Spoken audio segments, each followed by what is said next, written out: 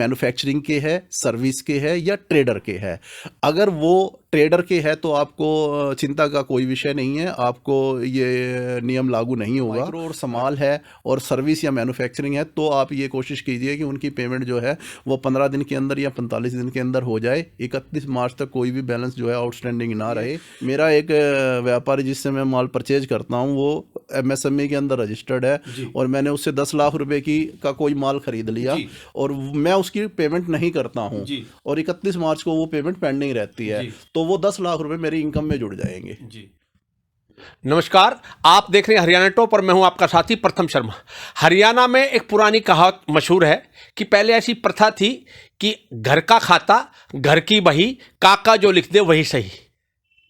उसका एक फार्मूला अपनाया जाता था कि जिसने जो लिख दिया उसको ही सत्य मान लिया जाता था। इन दिनों व्यापारियों में एक कानून को लेकर के खलबली मची हुई है। इस नियम के प्रावधान क्या हैं और क्या इसमें व्यापारियों को किसी प्रकार से कोई राहत मिलने वाली है, इन सब बातों को जानने के लिए आज हमारे साथ मौजूद हैं CA वीरेंद्र गोयल जी। वीरेंद्र गोयल जी, हरियाणा टॉप में आपका स्वागत है। नमस्कार प्रथम जी।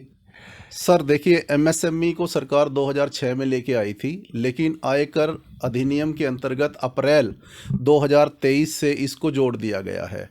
MSME, पहले तो हम ये जानेंगे कि MSME क्या चीज़ है। MSME बात करें हम, एक ऐसा उद्योग या सर्विसेज के लिए सबसे पहले ये लेके आए थे सरकार इसको, लेकिन 2021 में इसको ट्रेड के लिए भी शामिल कर दिया गया MSME में। सबसे पहले ये सिर्फ सर्विसेज और जो हमारी इंडस्ट्रीज है जो मैन्युफैक्चरिंग करती है उसके लिए ये लागू था, लेकिन क्योंकि जब कोविड का समय चला हुआ था उस समय सरकार ने MSME को काफ़ी बेनिफिट दिए थे। जो ट्रेड वाले थे उनका रजिस्ट्रेशन MSME में नहीं होता था तो MSME में ट्रेड वालों को भी जोड़ दिया गया। ये तो बात हुई MSME की। अब MSME में 3 कैटेगरी में इसको बांटा गया है, MSME मैक्रो, स्मॉल और मीडियम। तो हम इसमें जानेंगे कि भाई मैक्रो क्या है, स्मॉल क्या है और मीडियम क्या है। जिनकी टर्नओवर, जिन व्यापारियों की टर्नओवर अगर 5 करोड़ रुपए से कम है तो उनको मैक्रो की कैटेगरी में रखा गया है और अगर उसकी प्लांट एंड मशीनरी के अंदर इन्वेस्टमेंट 1 करोड़ रुपए तक है तो। सेकंड जो है, बात करें हम स्मॉल की, MSME, तो मैक्रो हमने बता दिया 5 करोड़ तक जिनकी टर्नओवर है। दूसरा है हमारा स्मॉल में ये लिमिट बढ़ा के 50 करोड़ रुपए कर दी गई है। अगर 50 करोड़ रुपए तक की जिनकी टर्नओवर है वो स्मॉल के अंदर आएंगे और 50 करोड़ से 250 करोड़ रुपए तक जिनकी टर्नओवर है वो आगे जो है अपनी मीडियम कैटेगरी में आ जाएंगे और जिनकी 250 करोड़ रुपए से ऊपर की टर्नओवर है वो इस MSME की डेफिनेशन से बाहर हो जाते हैं।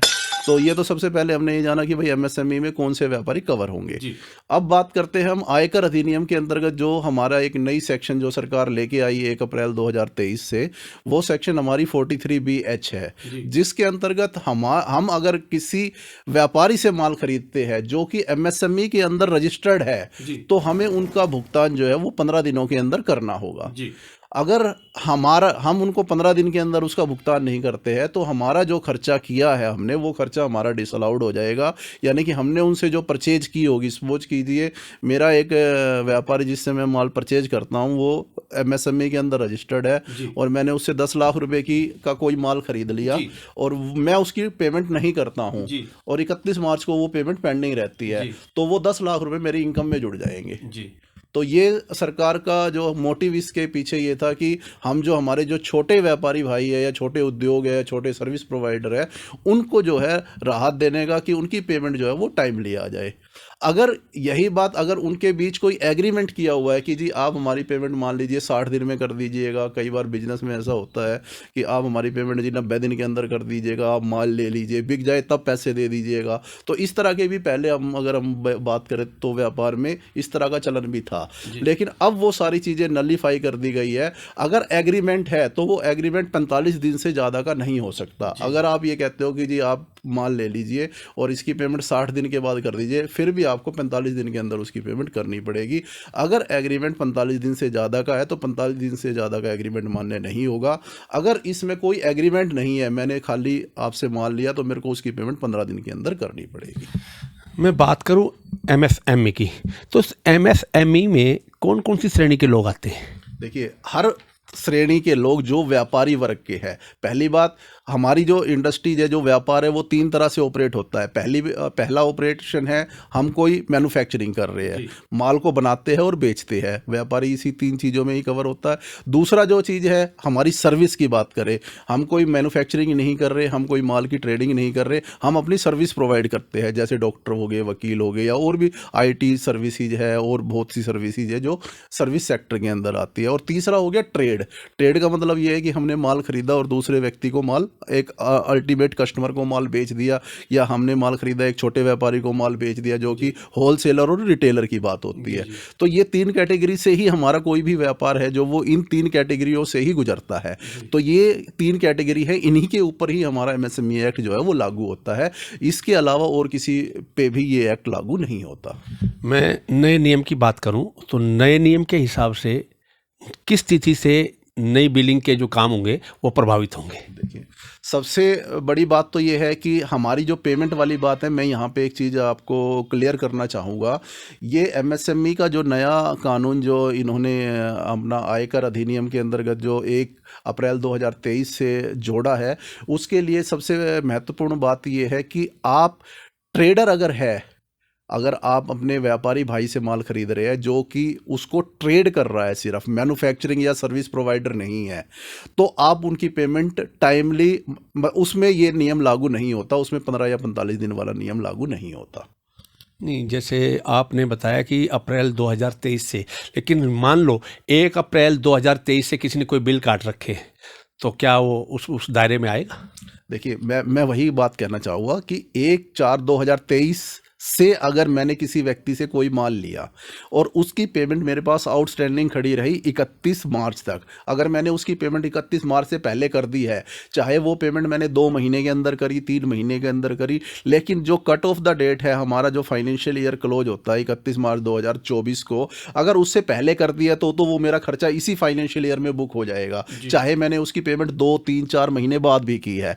लेकिन अगर कोई बिलिंग मैंने 1/4/2023 के बाद कोई माल खरीदा और उसकी पेमेंट मैंने 31 मार्च तक नहीं करी, और वो 31 मार्च को उसके डेट 15 दिन या 45 दिन से ज़्यादा हो गए हैं, तो वो मेरा खर्चा डिसअलाउड हो जाएगा, जो मैंने परचेज करी है वो फिर मेरा उस फाइनेंशियल ईयर में अलाउड होगा जिस फाइनेंशियल ईयर में मैं उसकी पेमेंट करता हूँ। सुनने में आ रहा है कि नए ऑर्डर दड़ादड़ कैंसिल हो रहे हैं, व्यापारी लोग जो पुराने हैं उन्हीं का आदान प्रदान कर रहे हैं, कोई ऐसा भी है क्या? देखिए, नए ऑर्डर की बात ये कही, जैसे कि मैंने आपको बताया कि जिन फर्म की इसके अंदर जो मैंने आपको 3, पहली बात तो ये है कि मैंने आपको इसमें 3 कैटेगरी बताई।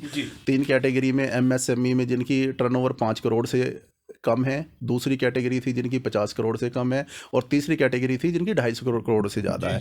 जो 50 करोड़ से ऊपर और 250 करोड़ रुपए वाली जो फर्में हैं, जो कि हमारी मीडियम कैटेगरी के अंदर आती है, उन पे ये MSME का नियम लागू नहीं होता। कि अगर हम कोई ऐसी फर्म से माल खरीदते हैं जो कि मीडियम कैटेगरी के अंदर रजिस्टर्ड है, जिसको MSME का सर्टिफिकेट मीडियम के अंतर्गत मिला हुआ है, तो हम उससे माल खरीद सकते हैं, उस पे ये MSME का नियम लागू नहीं होगा। दूसरी बात, जैसे कि व्यापार में चलन था कि जी आप ये माल है, आप रख लीजिए, 2 महीने बाद पेमेंट कर दीजिएगा, 3 महीने बाद कर दीजिएगा, या आपका माल बिक जाए तब पेमेंट कर दीजिएगा, क्योंकि लोग ऐसा करते थे कि अपना स्टॉक निकालने के लिए या सेल को प्रमोट करने के लिए इस तरह के क्रेडिट अक्सर व्यापारी भाइयों को दे दिया करते।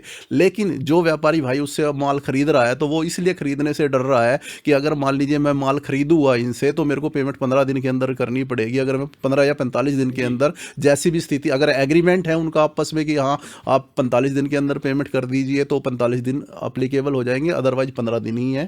तो इसीलिए व्यापारी जो नया माल खरीदने से इस समय डर रहा है कि अगर मैं माल खरीद लूँगा तो मेरे को इसकी टाइमली पेमेंट करनी पड़ेगी, और पेमेंट मार्केट में है नहीं, या अभी मेरी सेल इफेक्ट भी हो रही है, या ऑफ सीजन है, तो इसकी वजह से व्यापारी भाई जो है अपना माल, जो नया माल खरीदने से डर रहा है। इसलिए कहीं ना कहीं इस चीज़ में आज के दिन हम देख रहे हैं कि व्यापार भी इससे प्रभावित हो रहा है। नहीं, अगर मैं बात करूं नए क्रेडिटर्स की, तो एक नया क्रेडिटर्स जो है ना, उसकी सूची क्लियर नहीं होती है, तो नए वित्तीय वर्ष में उसके व्यापार पर किसी प्रकार का कोई प्रभाव पड़ेगा?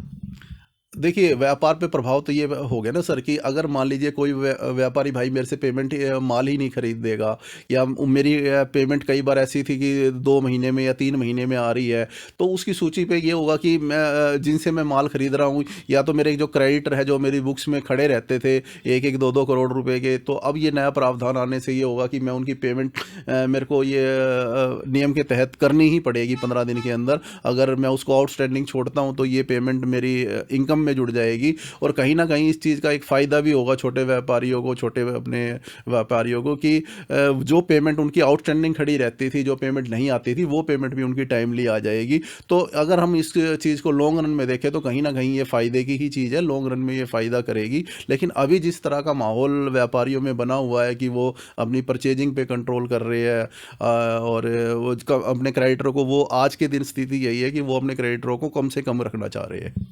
कौन कौन से लोग इस प्रावधान में आने वाले हैं और इनको फ़ायदा या नफ़ा नुकसान जो भी होगा उसके बारे में विस्तार से बताएं। सर, इसके अंदर जैसा कि मैंने आपको बताया, एमएसएमई के अंदर जो व्यापारी रजिस्टर्ड है वही आएंगे। लेकिन एमएसएमई के अंदर भी अगर हम आज के दिन कोई रजिस्ट्रेशन कराते हैं तो उसमें 3 कैटेगरी हमारे एमएसएमई के रजिस्टर्ड जो सर्टिफिकेट है उसके अंदर आती है।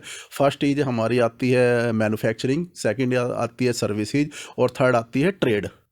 अगर हम किसी भी व्यापारी भाई ने या आपने कभी एमएसएमई के अंदर रजिस्टर्ड कराया होगा तो उसको आप ध्यान से देखिएगा, अगर किसी के पास भी है तो उसमें यही कैटेगरी लिखी होगी, या तो वो सर्विस में होगा, या मैन्युफैक्चरिंग में होगा, या ट्रेड्स में होगा।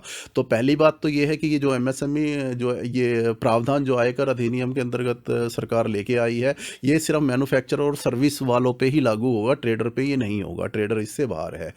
इसके अलावा जो सर्टिफिकेट एमएसएमई का जनरेट होता है उसके अंदर उस एमएसएमई की कैटेगरी भी लिखी होती है कि ये कैटेगरी जो आपका एमएसएमई का सर्टिफिकेट है, वो सर्टिफिकेट आपका माइक्रो में है, मैक्रो में है, या मीडियम में है, या माइक्रो में है, या स्मॉल में है।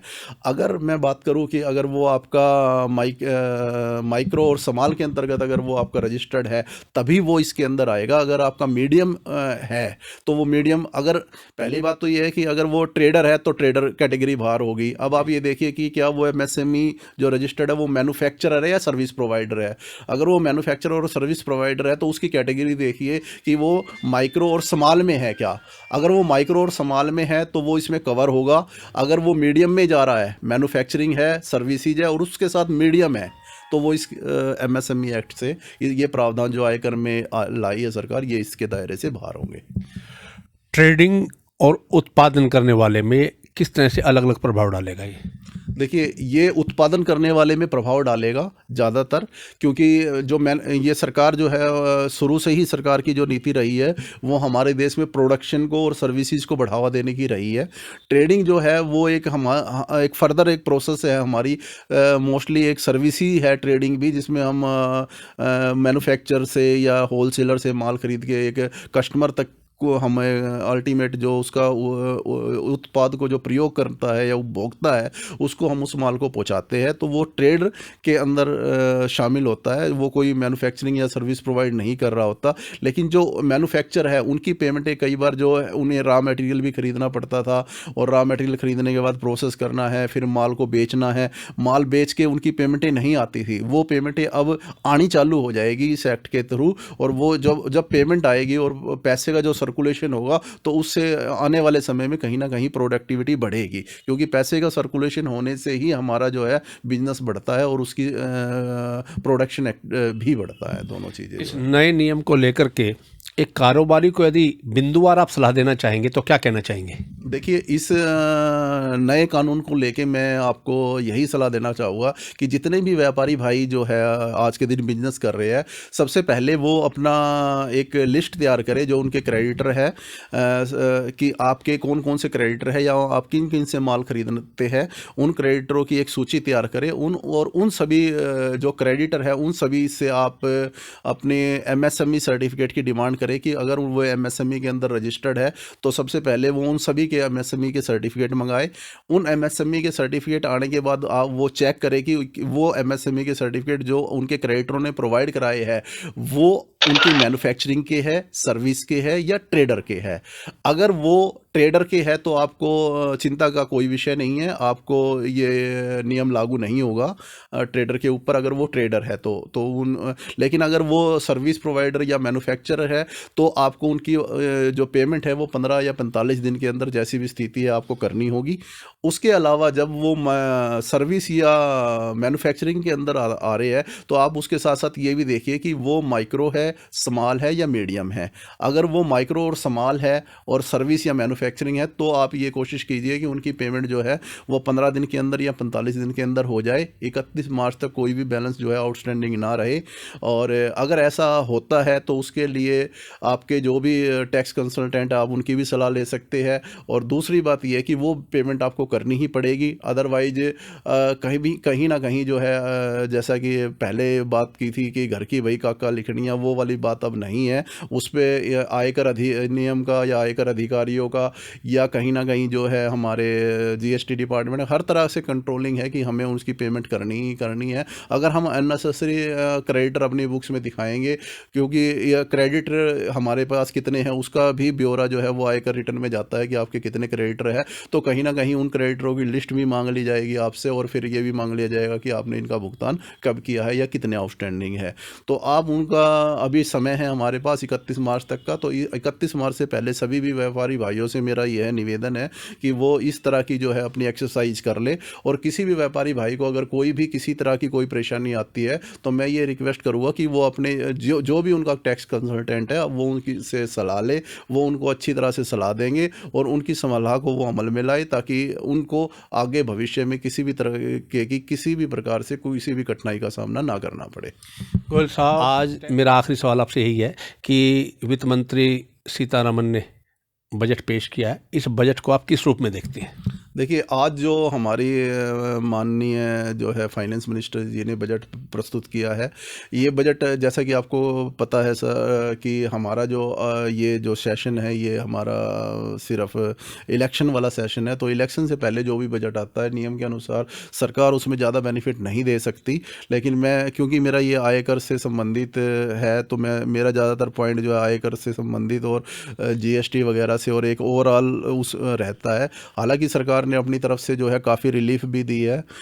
जिन कई आयकर दाता ऐसे थे जिनकी पुरानी डिमांडें खड़ी हुई थी, चाहे वो क्लैरिकल मिस्टेक की वजह से थी या किसी भी वजह से थी, अगर वो डिमांड आपकी 2010 से पहले की है, अगर आपके जब आप रिटर्न भरने जाते होंगे तो ये पता आपका कंसल्टेंट या सीए आपको बताता होगा कि भाई ये सर ये आपकी जो है 2007 की डिमांड दिखा रहा है सिस्टम या 2008 की डिमांड दिखा रहा है। तो अगर ऐसी कोई डिमांड जो 2010 से पहले की है और वो अमाउंट 25,000 रुपये तक का है तो वो सरकार ने माफ़ कर दिया है, यानी कि अब आपको वो अमाउंट भरने की ज़रूरत नहीं है। और इसके बाद अगर वो अमाउंट अगर मान लीजिए कोई डिमांड 2010 के बाद की है और 2015 तक की है, तो अगर वो अमाउंट 10,000 रुपये तक की है तो सरकार ने उसको भी माफ़ कर दिया है। कहने का मतलब ये है कि अगर 2010 अगर आपका अमाउंट आउटस्टैंडिंग डिमांड का 10,000 रुपये तक का है और वो 2015 या उससे पहले की है तो वो सारी माफ़ है। आज को आपको उस डिमांड को नहीं भरना है, वो आपकी डिमांड माफ़ कर दी है। इससे कम से कम जो है हमारे 1 करोड़ करदाता ऐसे है, चाहे वो सैलरी से संबंधित है, चाहे वो व्यापार से संबंधित है, चाहे कोई भी है, जिनको काफ़ी रिलीफ जो है इस चीज़ में मिलेगी। तो ये थे सीए वीरेंद्र गोयल जी।